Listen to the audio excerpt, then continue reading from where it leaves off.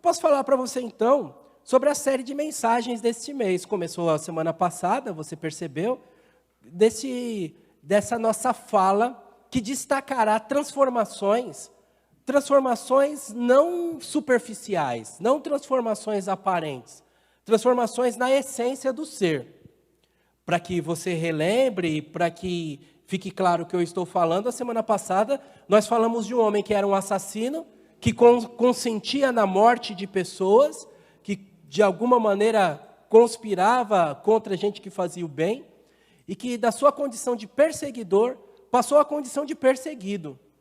De contrário à fé, de homem amargo com a vida e desejoso de fazer justiça com as próprias mãos, se transformou num homem doce, amoroso, cuidadoso, cheio de vida para transmitir. Aconteceu uma transformação quando no caminho de Damasco, Saulo de Tarso encontrou-se com Jesus e ouviu do mestre a doce voz perguntando: Saulo, Saulo, por que você está me perseguindo? E ali ele tem um encontro com o Senhor, e ali a sua vida muda, e ele descobre que Jesus Cristo é o Senhor. Descobrir que Jesus Cristo é o Senhor é a essência para uma transformação verdadeira. Todas as transformações que nós podemos observar na sociedade, todas as transformações que nós podemos observar nas pessoas, são transformações passageiras, superficiais, com data de reversão marcada. Não sei se você já percebeu algumas pessoas que vão fazendo plástica, transforma, mas depois destransforma de novo, né? Transforma, mas não transforma tudo, que o rosto estica e o pescoço encolhe, né? E não transforma de um jeito bom. Mas a transformação que acontece de dentro para fora, transformação que acontece através do encontro com Cristo Jesus, transforma a nossa essência. É possível que você se assuste e diga assim: poxa, pastor, você foi de um extremo, de um zeloso pela religião onde ele se dedicava, passou desse extremo para o outro extremo, para um cristão que escreveu 70% das cartas do Novo Testamento.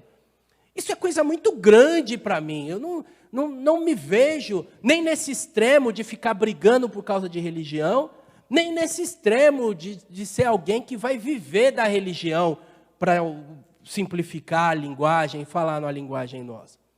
Bem, essa transformação que eu estou me referindo, ela não é só a transformação, então, que vai produzir super especialistas em Deus, se é que eu posso dizer assim. Não, é uma transformação que muda o dia a dia, que muda o cotidiano, que muda as prioridades, que muda a maneira de se relacionar com as pessoas, que muda a maneira de encarar os problemas, que muda a maneira de se inserir na vida das pessoas a ponto de fazer falta, a ponto de deixar saudade, a ponto de fazer o dia de outra pessoa melhor, diferente, de dar novo brilho, novo sabor, novo aroma para a vida. Essa transformação, ela acontece também com quem encontra com Cristo Jesus. A Bíblia diz que aqueles que encontram com Cristo Jesus sofrem uma transformação interior que vai fazendo com que frutos brotem nele. E ele passe agora a viver uma vida que tem lampejos e que vai se fortalecendo cada vez mais de bondade, de mansidão, de alegria, de fé. Cada uma dessas características que são apresentadas na Bíblia fazem a vida melhor. Uma pessoa alegre faz um ambiente melhor. E a Bíblia diz que o fruto do Espírito é a alegria. Uma pessoa odiosa, que rejeita todo mundo, que é contrária a tudo e a todos, faz o clima ficar ruim, faz a gente dizer: vem ele de novo. Mas o encontro com Cristo Jesus torna a pessoa odiosa numa pessoa amorosa. Pessoa que repele, que não quer ajudar, que prejudica, que puxa o tapete. Ninguém quer conviver com alguém assim. Mas o fruto do Espírito é bondade, a pessoa fica bondosa. E nós estamos nesse processo e precisamos querer mais e mais estar nesse processo. Cada um está numa fase dele, cada um está num nível desse processo. Para que você tenha a noção, dentro de uma história bíblica do que eu estou falando, desse impacto, desse bem que produz e dessa falta que faz, a Bíblia nos traz a história de uma pessoa na comunidade de fé, que impactava de maneira positiva todas as pessoas com as quais ela se relacionava. E essa pessoa, por uma situação da vida, teve uma enfermidade, porque pessoas boas também adoecem. Essa pessoa, por uma contingência da vida, mais do que adoecer, ela morreu. Porque gente boa também morre. Mas eu quero que você entenda o que aconteceu no contexto dessa morte. O que eu quero que você acompanhe comigo está na Bíblia, no livro de Atos, livro de Atos do Espírito Santo através dos apóstolos, conhecido por nós popularmente como Atos dos Apóstolos, capítulo número 9. A nossa leitura, que começa no versículo número 36, Atos, capítulo número 9, começando no verso número 36, onde a Bíblia diz que havia na cidade de Jope uma discípula chamada Tabita, um nome de origem grega que tem um significado equivalente a Dorcas, uma gazela. Era um período da história, assim como no Brasil, né? Não tem uma fase que tinha os Cauã, Cauê, Caíque, uma fase que colocava nome de índio, não é? Não tinha esse negócio? Tem um negócio assim, naquele povo também tinha uma época que colocava o nome de bicho que tinha qualidade. Colocaram o nome da mulher de gazela, porque era formosa, porque era bonita, porque tinha postura. A Dorcas sempre fazia o bem e ajudava os pobres. De acordo com a sua tradução, talvez na sua Bíblia esteja que ela tinha gestos de bondade e dava esmolas. Por aquele tempo, o tempo então que a igreja começava a se manifestar, que os apóstolos começavam a andar nos derredores, aquela mulher adoeceu e morreu. Seu corpo foi lavado para o sepultamento e colocado numa sala superior. Estamos terminando o verso 37 e o 38 agora para você que está acompanhando de Atos capítulo 9. O lavar o corpo fazia parte de uma inspeção, vamos dizer assim, para ver se morreu mesmo. Então lavava ali com a água morna para ver se tinha algumas enfermidades que a pessoa apagava, mas depois voltava, né? Versículo 38, quando os discípulos, eles souberam que Pedro estava ali nas imediações, perto de Lida, enviaram 2 homens para que eles pudessem pedir de maneira mais contundente, mais veemente, que eles pudessem suplicar um favor.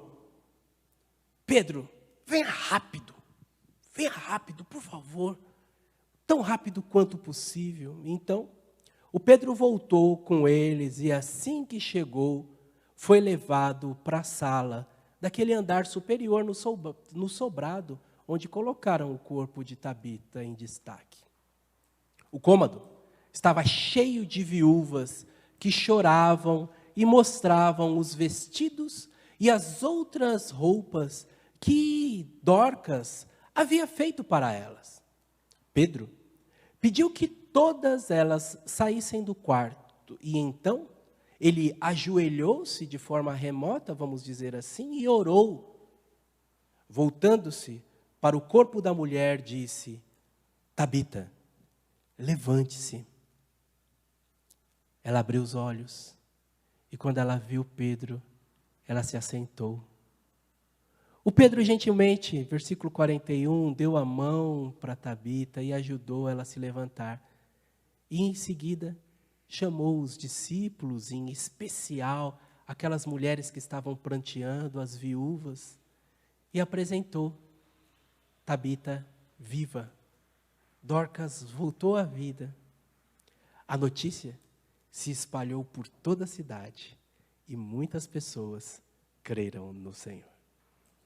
A história é linda, a história é completa, a história é sequência do encontro de Pedro com Enéas, a história é muito rica porque nos permite inclusive um contraste dentro do próprio livro de Atos, uma vez que Tabita é o segundo nome de mulher que aparece no livro de Atos. O primeiro nome de mulher é o nome de Safira, e interessante que Safira morreu, interessante que Safira teve uma conduta reprovável, tinha um estilo de vida de alguém que não merecia viver.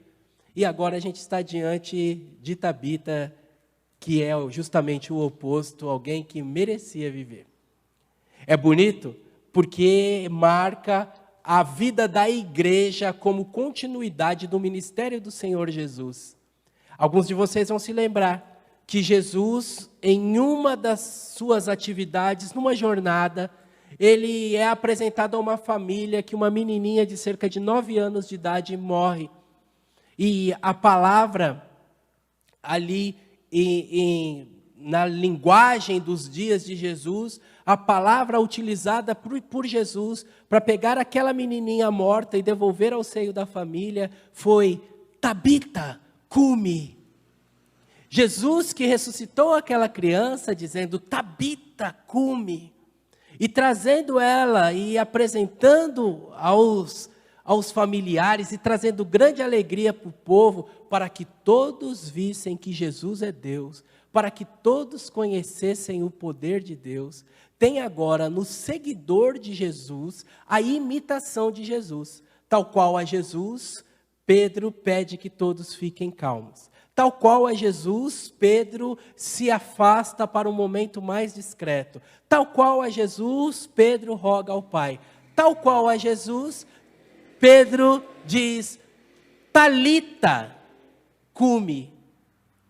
E esse jogo de palavras tão bonitos nas páginas da Bíblia Sagrada, irmãos, traz para nós a beleza de que cada crente é um imitador de Jesus, a beleza de que nós somos bem-sucedidos quanto mais nós nos parecemos com Jesus. Não necessariamente aos olhos dos homens, mas absolutamente aos olhos de Deus. E eu quero reforçar com vocês, importa mais agradar a Deus do que aos homens. Pareça-se com Jesus. Seja uma pessoa doce, seja uma pessoa amável, seja uma pessoa que traz a paz para o ambiente. Enquanto todos estão agitados, traz equilíbrio para o ambiente, traz uma palavra de oração, traz a presença de Deus para o ambiente. Nós entramos nesse texto e nossa escola dominical, a classe dos homens, foi muito rica hoje. E uma das falas foi assim: é possível falar da Bíblia, é possível falar na igreja sem falar as novas do Evangelho, sem falar as grandezas do Evangelho. E em muitas igrejas está acontecendo isso. E eu não quero cometer esse erro essa noite, irmãos. Porque esse texto de Tabita é um texto que traz a grande tentação de falarmos das qualidades da mulher. É um texto muito utilizado em aniversário de sociedade feminina, muito utilizado em classe de mulheres, muito utilizado em congressos de mulheres, para dizer que Dorcas era dedicada, que Dorcas costurava, que Dorcas fazia o bem, e toda mulher tem que fazer o bem, e toda mulher tem que ser gentil, e toda mulher tem que deixar saudade. Tudo isso é verdade, irmãos. Tudo isso é verdade, não é mentira, não. Vocês, mulheres, vocês são a coluna da sociedade. A coisa acontece, tanto é que Jesus apareceu primeiro para as mulheres. Não tenho dúvida disso, não tenho dúvida disso. Eu sei também que os pastor batista não quer que tenha pastora mulher, porque eles têm medo. É reserva de mercado. Minhas alunas da faculdade lá em São Paulo, as mulheres eram melhor do que os homens. Estudava melhor, dedicava mais, fazia os trabalhos melhor e passa a perna mesmo. É verdade. Então, tudo isso que eu estou dizendo faz com que aquelas que já têm grandes qualidades, se elas seguirem este exemplo, elas tornam-se excelentes. E a excelência é algo que deve ser buscado por nós. Mas aqui é uma igreja evangélica. E mais do que falar para você de autoajuda, mais do que dar caminhos para você vencer na vida, para você se destacar, a minha função aqui é falar das grandezas do reino de Deus, é falar das maravilhas que aconteceram com a chegada de Cristo Jesus, é anunciar as boas novas de um reino, de um Deus que nos é favorável e transforma a nossa vida. Você está vendo ali um quadradinho com quadradinhos menores, quadrado não, uns quadriláteros, retângulos, né? Com retângulos menores dentro. E talvez você está falando, o que é aquilo que o pastor falou, escreveu ali? Você vai entender fácil. É uma matriz quadrática que nós poderemos chamar ali o Tiago para desenvolver ali, fazer o determinante e a gente faz as combinações. Não, não é nada disso não, irmão. Fiquem calmos. Não é nada disso de nome complicado. Eu quero que você entenda nessa noite que no plano da terra, nós podemos estar vivos ou mortos. Aos olhos dos homens, nós podemos estar vivos ou mortos na terra. Ali são os vivos e mortos que aparecem com letra minúscula. O lado morto está com a letra minúscula. Aos olhos do céu, nós podemos estar vivos aos olhos de Deus, ou mortos aos olhos de Deus. Por isso que Jesus falou, em várias circunstâncias, confrontou vários religiosos, mostrando que eles estavam mortos. Mortos em seus delitos e pecados. Um homem sem Deus, e eu preciso muito da sua atenção para você vir nesse jogo de letrinha aqui e não se perder, tá bom, irmãos? Porque é possível alguém estar vivo e estar morto. Na verdade, todos nós, antes do encontro com Cristo Jesus, ainda que tenhamos as nossas funções vitais, o coração batendo, oxigênio nos pulmões, circulando pelo corpo, alimentando o corpo, funções peristálticas, funções das mais diversas. E você olha e fala, peguei o pulso aqui, está vivo. Está vivo. Mas está morto. Por quê? Porque não teve o encontro com Jesus ainda. Por isso que a Bíblia usa a expressão que nós ressuscitamos com Cristo, nós ganhamos nova vida em Cristo. Por isso que a Bíblia tem aquela conversa tão importante de Jesus com Nicodemos, dizendo para ele assim em João capítulo 3, você precisa nascer de novo. Aí, aquele que está vivo, quando tem um encontro com Jesus, ele nasce de novo. E aí o que está vivo, fica vivo. Vamos ver com calma, porque ali os quadradinhos vão confundir você, mas eu não quero que você se confunda. Veja, que a questão inicial da nossa vida é de alguém que está morto, vivo. Que tem as funções do corpo, que vai, que vem, que fala, que ri. Mas, quando o céu olha para você, vê um zumbi. Sabe por quê? Vê aquela caixa oca, porque não tem o Espírito Santo dentro de você, que só é recebido quando nós aceitamos a Jesus. Deus, quando olha e vê cada pessoa que crê em Jesus, vê uma pessoa viva, uma pessoa que recebeu a vida de Jesus que foi posta sobre nós. Por isso, a vida sem a vida de Cristo é uma vida sem sentido. A vida sem a vida de Cristo é uma vida de busca de satisfação em muitos lugares. Eu tenho que ir para a festa, eu tenho que beber, eu tenho que ter vários relacionamentos. É uma vida com buscas infinitas. E que agora a gente tem alguns mecanismos para se distrair, algumas Netflix, alguma coisa, a vida está ficando sem sentido dentro do quarto. Mas continua uma vida sem sentido. Então, ainda que o organismo esteja vivo, sem Cristo Jesus, todos nós estamos mortos. A ponto de Paulo falar para os irmãos de Éfeso que nós estávamos, diz ele lá em Efésios capítulo 2, versículo 1, ele nos concedeu vida, enquanto nós estávamos mortos em nossos delitos e pecados. Estamos juntos? Tudo bem? Está complicado? Eu volto. Então, ele nos deu vida quando nós estávamos mortos nos nossos delitos e pecados. Um homem entregue ao pecado é um homem morto. É um homem que não produz vida. Ele apenas tem uma existência. Ainda só tem um metabolismo funcionando. mas ele não tem vida interior. Por isso que Jesus falou que quem tem um encontro com ele, de dentro dessa pessoa fluem rios de água viva para a vida eterna.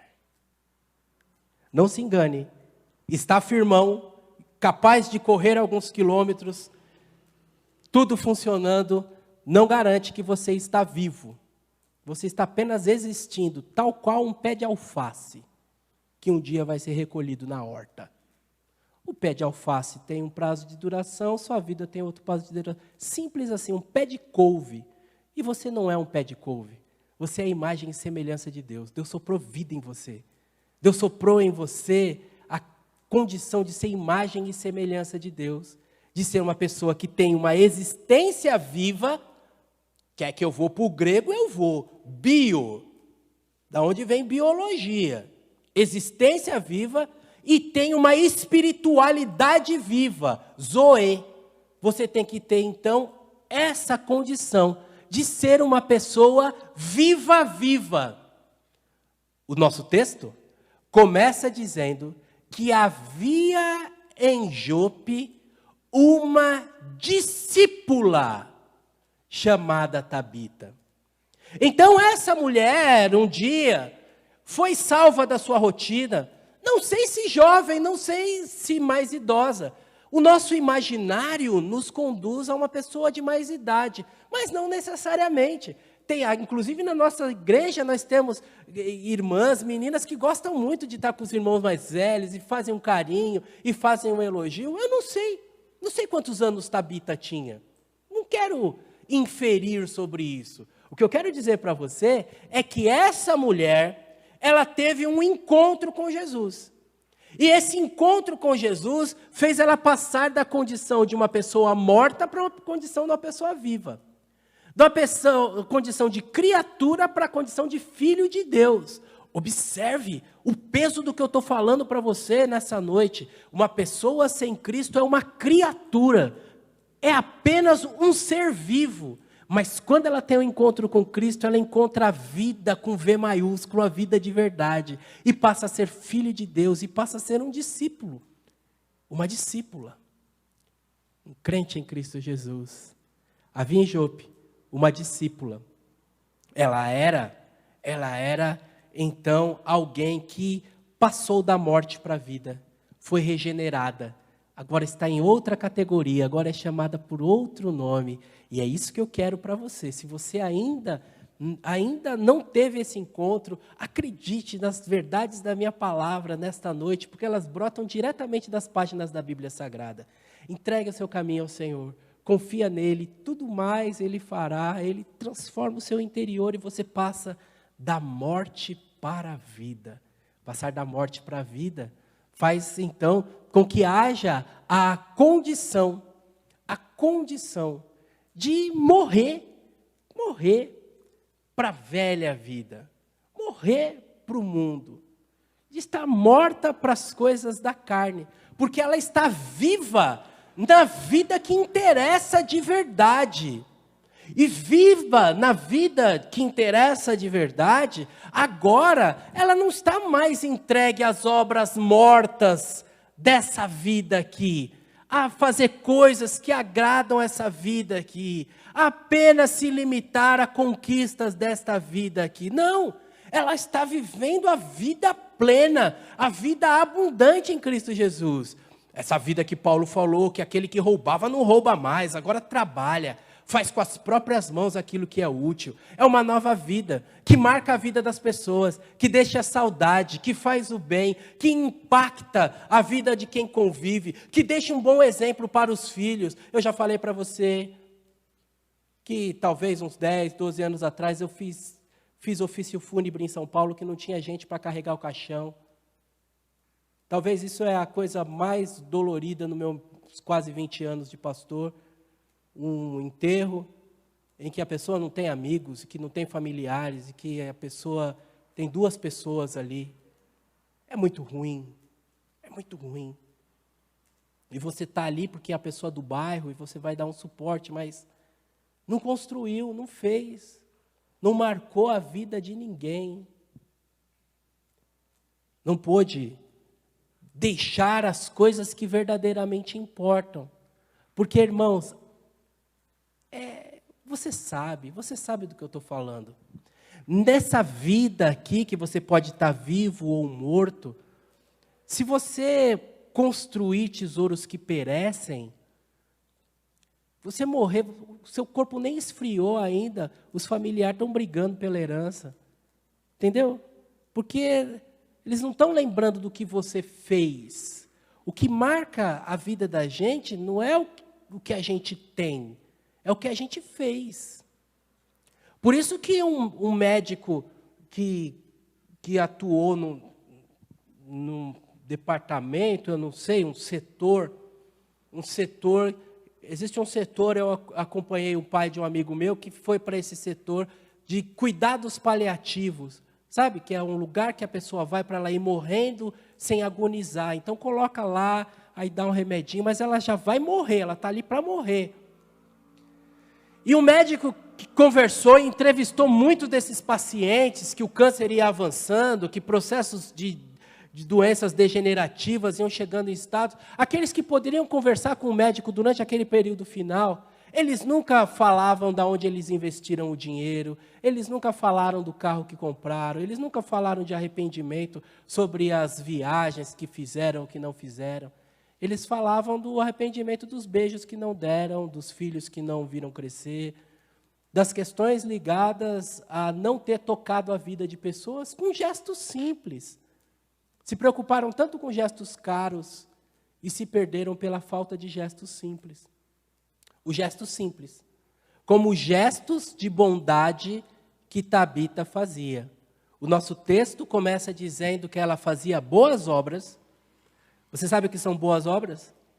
Boas obras são atitudes que aliviam a dor da vida da outra pessoa e eu planejo antes. Então, quando eu planejo antes, é uma boa obra. Ah, nossa, a irmã está doente ali, vou levar uma sopa para ela.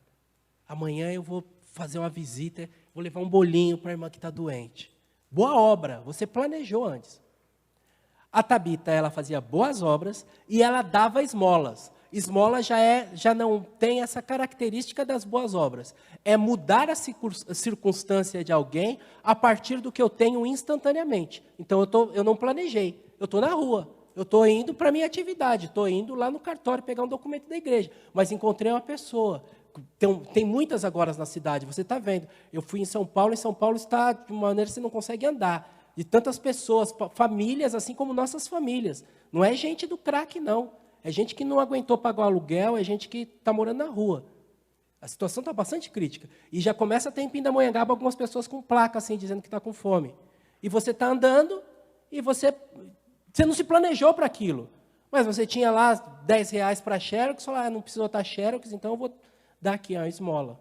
A esmola é assim, essa ajuda não planejada. Tabita fazia essas duas coisas. Por quê?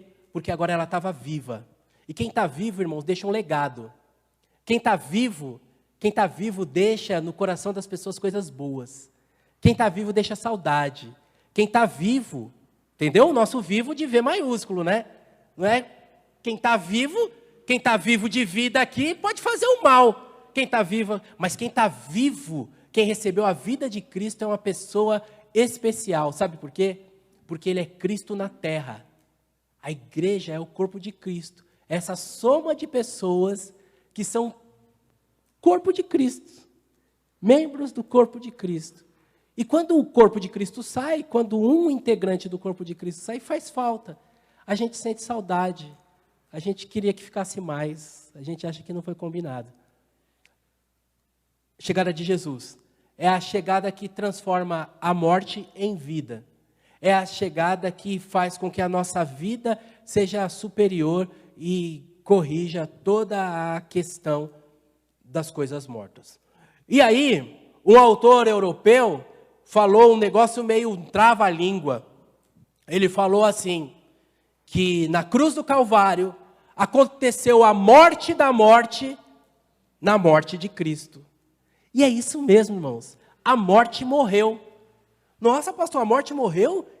Parece até aquele negócio da escolinha do professor, não tinha aquele negócio, morreu a morte, ninguém me avisou que a morte morreu. Morreu, a morte morreu. Antes, a morte estava, é até esquisito, até paradoxal dizer, né? Mas a morte estava cheia de vida. Ela vinha com aquela foiçona do desenho do Pica-Pau, né? E que ela levava e ninguém podia escapar da morte. Ninguém podia sair ali do fosso da morte. Todos estavam irremediavelmente condenados. Mas na manhã de Páscoa, quando as mulheres chegaram ali no sepulcro de Jesus e a pedra foi removida, e ali o primeiro escapa de maneira definitiva da morte. Ah, pastor, mas no Velho Testamento teve a ressurreição. Então, todo mundo que ressuscitou, até quem o próprio Jesus ressuscitou, o Lázaro, né? É isso mesmo, Jesus ressuscitou, mas depois morreu de novo. Entendeu? Então a morte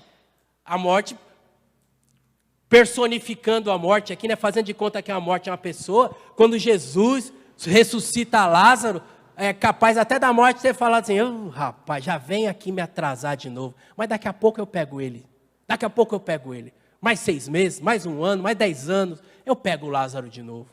Né? Pode ser que a morte falou isso. Pode, eu te devolvo, daqui a pouco eu pego de volta. Mas, na manhã da Páscoa, irmãos, aquela presunção da morte, aquele poder da morte, aquela fala de que nada é mais forte do que a morte, chegou ao fim, porque Cristo ressuscitou. E a gente até canta, ressurgiu, venceu a morte em seu poder, pode agora a todos vida conceder. Por quê? Porque a morte morreu. O apóstolo Paulo, ele vai dizer assim, onde está a morte, a sua vitória? Onde está a morte? O seu gancho que arrastava todos com você. Esse gancho não me pega mais. Por isso que nós, crentes em Cristo Jesus, quando um dos nossos irmãos parte para a glória, nós sabemos que ele está sim, assistido pelo Senhor, cuidado pelo Senhor, e com ele nós nos encontraremos e formaremos um grande coral. Quando a mamãezinha da gente parte, quando o papai da gente parte, e a gente tem essa dor da separação física, a gente sabe que por causa da vitória de Cristo Jesus, a morte não tem a última palavra, a morte morreu. Então, a morte da morte não tem sentido para nós. E uma pessoa que é morta, morreu fisicamente e está morta espiritualmente, é uma pessoa que está condenada. Lembra lá do nosso quadrado, então? Morta, viva na terra, morta para Deus, viva para Deus, morta para Deus. Se ela está morta para a vida, morta para a terra e morta para Deus, ela está condenada. Ela vai morrer fisicamente e vai morrer espiritualmente, ficar separada de Deus. Mas se ela está viva para Deus e viva para a terra, ela é uma pessoa que marca a vida das pessoas. Um dia, essa pessoa que está viva na terra, ela vai morrer na terra, mas não tem problema, porque ela está viva para Deus. Quando a gente morrer na terra, com Cristo Jesus, a gente está nessa posição alta de destaque, viva para Deus. O que eu quero para você nessa noite é que você tenha vida que marca a vida das pessoas, que você tenha vida, que quando o final dessa nossa existência chegar, você viva para Deus e continue na vida eterna. Essa é a experiência de Tabita, que passou da morte para a vida, que viveu uma vida com Cristo que marcou a vida das outras pessoas, que fez muitas coisas boas, que presenteou, socorreu, ajudou, deixou saudades, mas tudo isso ela fez nos méritos de Cristo Jesus, que deu a ela vida. Você pode ser uma pessoa importante, significativa e diferenciada. Como? Vivendo a vida em Cristo Jesus. Vamos orar, irmãos? Abaixe a cabeça, que essa noite seja uma noite de vida para você.